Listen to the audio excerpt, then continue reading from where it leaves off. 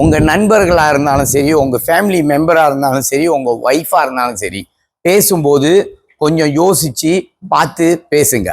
நீங்கள் போய் சும்மா நொனன்னு பேசிக்கிட்டு இருந்தீங்கன்னா அவங்க மனசில் நீங்கள் ரொம்ப மாதிரி அறுக்குறீங்கன்ட்டு பதிவாயிரும். ஏன் இன்னைக்கு இதை சொல்கிறேன்னா, சில நேரங்கள் அவங்க ஏதோ ஒரு மூட்டில் இருப்பாங்க, அவங்க வேற ஒரு சிந்தனையில் இருப்பாங்க. நீங்கள் போய் ஏதோ ஒன்று பேசணும்னு சொல்லி பேசுவீங்க, தேவையில்லாததை பேசிக்கிட்டு இருப்பீங்க. இல்லை உங்களுக்கு பேசுறதுக்கு யாரும் இல்லை, அவங்கக்கிட்ட பேசுவோம் அப்படின்னு சொல்லி பேசி ரொம்ப மாதிரி அறுத்துக்கிட்டு இருப்பீங்க. அவங்க மனசில் அப்படித்தான் தோணும், இவங்கெல்லாம் ரொம்ப மாதிரி அறுத்துக்கிட்டு இருக்கான், சரி பேச்சை நிப்பாட்டுவானா அப்படின்னு அவங்க நினைப்பாங்க. அவங்க சொல்ல முடியாமல் கஷ்டப்படுவாங்க. அதை கூட நீங்கள் புரிஞ்சிக்காம சும்மா திரும்பி திரும்பி போய் ஏதாவது பேசிக்கிட்டே இருப்பீங்க, நொய்ன்னு.